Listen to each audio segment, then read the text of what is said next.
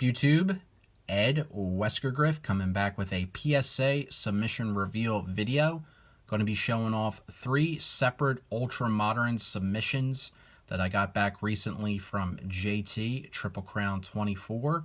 As always, I will leave the link for the Facebook grading group that JT does with Mike O down in the video description. So if you want to check out the group, click the link down below.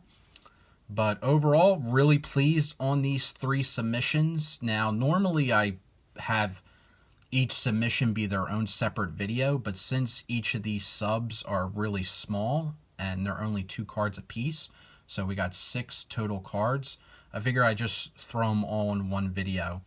Now, the one sub is from August of 2020. The other is September of 2020, and the other is October of 2020. And they're all ultra modern. Now, if you're wondering why I only submitted 2 cards each, it's because when I do group submissions, I mainly focus on modern. So I was sending the bulk of my submission was always modern, and I would only sprinkle in a little bit of ultra modern.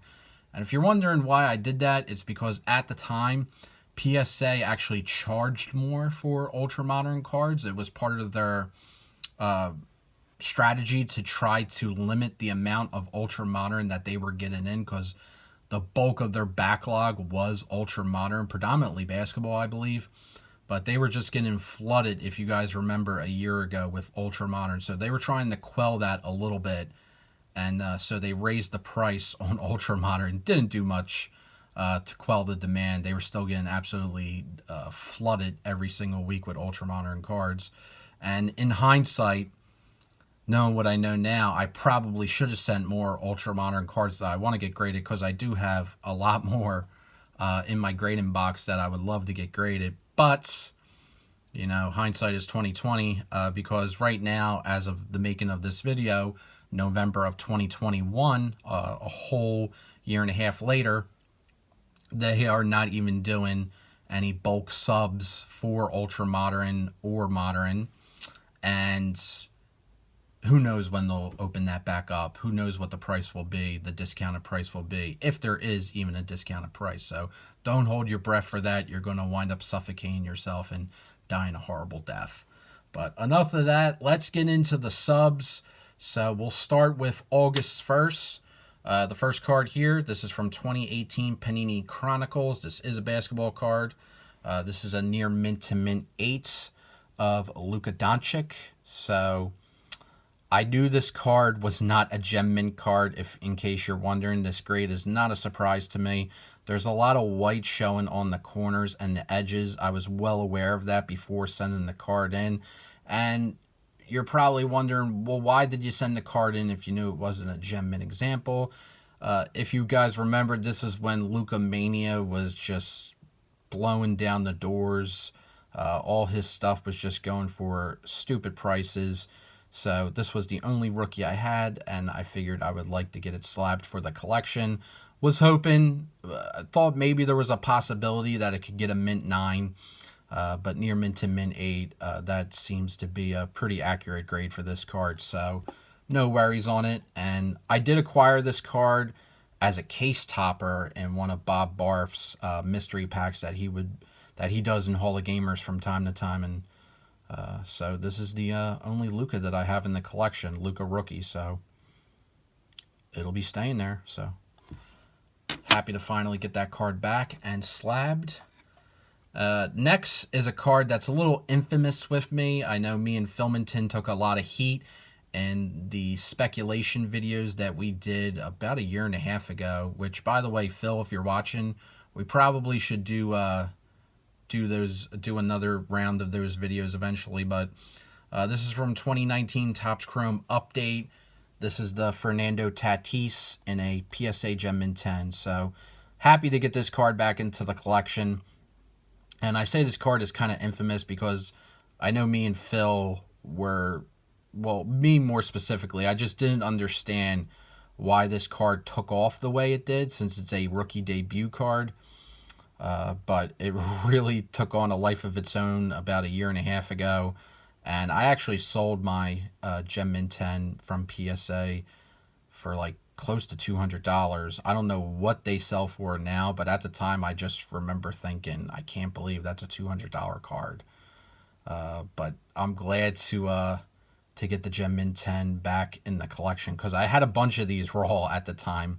So I'm like, well, I'll just submit more and get rid of the 10 and get another 10 back in the collection. And that's how it turned out. So happy about that. That worked out. Next, more Tatis. This is from, now these two cards are from the September Ultra Modern sub, but these are both the same card. This is from 2019 Topps Update. This is the paper version of Fernando Tatis in a Mint 9. So got this one pack pulled from one of the retail packs of 2019 Update that I was able to find at Target. So this is one that I pulled, came back in Mint 9. And the other one I actually purchased from JT on his eBay store. So this one came back in Mint 9 as well. So one from JT's eBay store and one that I pack pulled. So 2 9s, not bad. And the recent one, the October Ultra Modern, yet again, another Tatis. So 2019 Topps Update, the paper. This came back a Gem Mint 10. This one, I'm not sure how I got. I either got it via being pack pulled or from JT's store. So not entirely sure how I got this one. But I know in the previous one that one was pack pulled and one was from his store. But happy to get the 10. So this one will go into the collection. Probably we'll wait for baseball season to roll around next year to move those other 9s. And then the last card here. Now, this one I definitely 100% got from JT up on his store as well. This is from 2019 Topps Chrome. This is the Bat in Hand Juan Soto Refractor. Came back a Mint 9. So Mint 9 on the Soto Refractor. And looked this card over real closely. Was trying to see how it got the 9.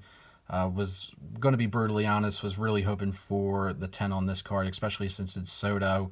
And did think this one was good enough to get a 10. Again, looked super closely at it.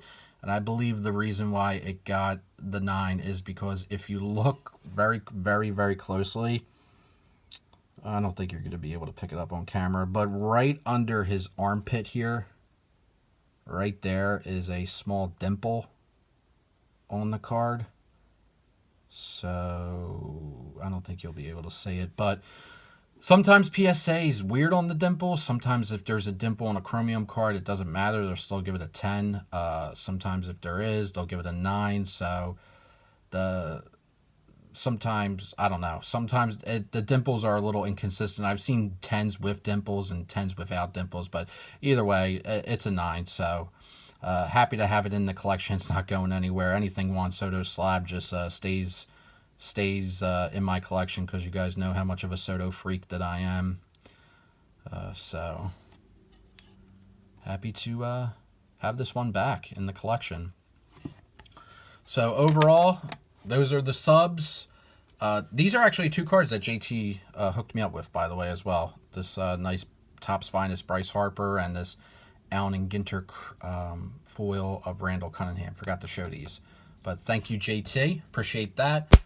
Also, what I'll say about PSA right now, they're actually moving right now at a very good rate to get that backlog out. I believe Ultra Modern, they're now working on November, and it seems Modern is 1 month ahead of Ultra Modern. So if you have any Modern or Ultra Modern cards at PSA waiting to be graded, they are moving at a pretty decent clip. A lot of orders have been popping, so they are doing quite well in removing that backlog. So give credit where credit is due. They had a Titanic level backlog, and they are working at a decent pace. I mean, I know it's a year to a year and a month, but I am happy that that a lot of people are getting back their cards, and they seem to be more efficient now moving these orders out. So that's always a great thing for People that want their cards back, collectors, flippers, speculators, whatever you are. So that's all I got for you guys. So thanks for watching the video. Hopefully everyone out there is doing well. Good luck on your submissions if you send in, and take care. Remember, no hierarchy in the hobby. We're all the same. Have fun with it. Don't take things too seriously. Peace.